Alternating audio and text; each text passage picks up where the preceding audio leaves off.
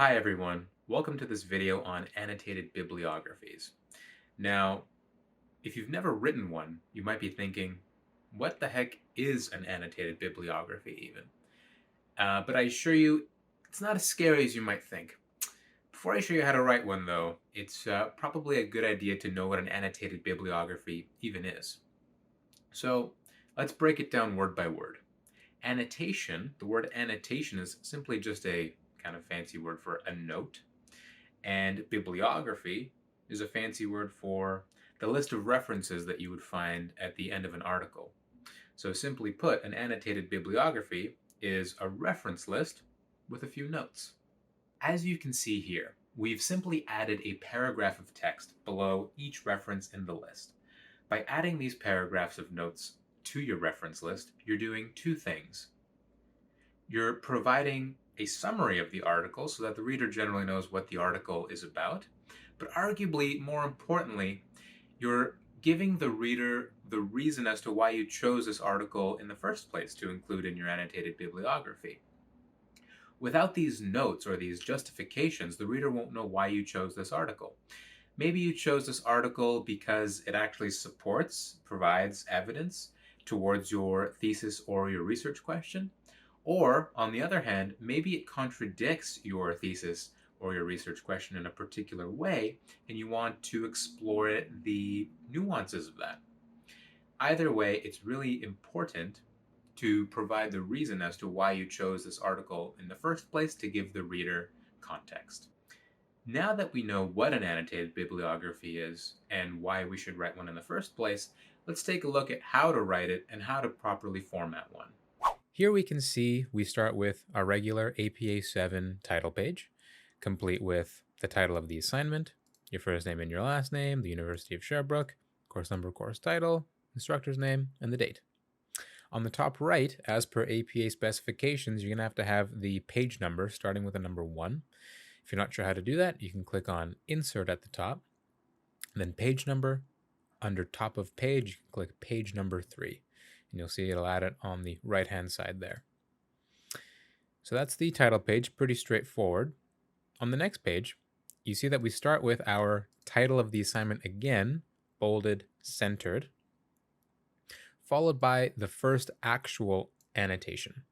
Now, here is the citation, or the reference, I should say, in proper APA 7 format.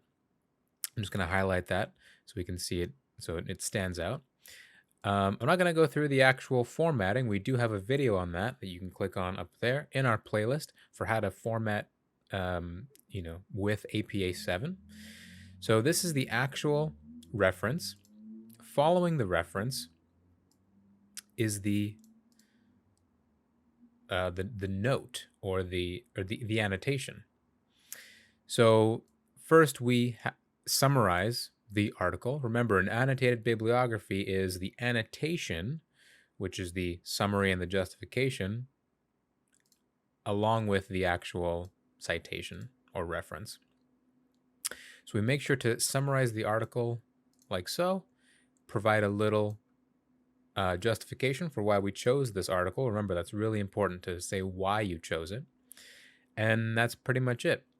This is a kind of a mini version. Yours is probably going to be, going to have more text to describe what the article is and why you chose it. But this is just for an example.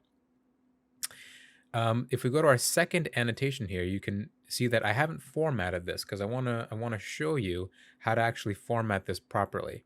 So for the first annotation, we see how the first line, is not indented, and all subsequent lines for that annotation are indented. This is what we refer to as a hanging indent. So to get this hanging indent, here's what we're going to do. So let's go to our second annotation here. So here is our reference, and I'll highlight that again just to differentiate the reference from the annotation itself. So what we have to do is, so if I put my mouse cursor anywhere inside of this annotation, I'm going to, this reference, I'm going to click on this little arrow beside the paragraph, in the paragraph section. Click the arrow, And you'll see under indentation, you can go to special, click on hanging. Click OK, and you'll see now that we have that hanging indent.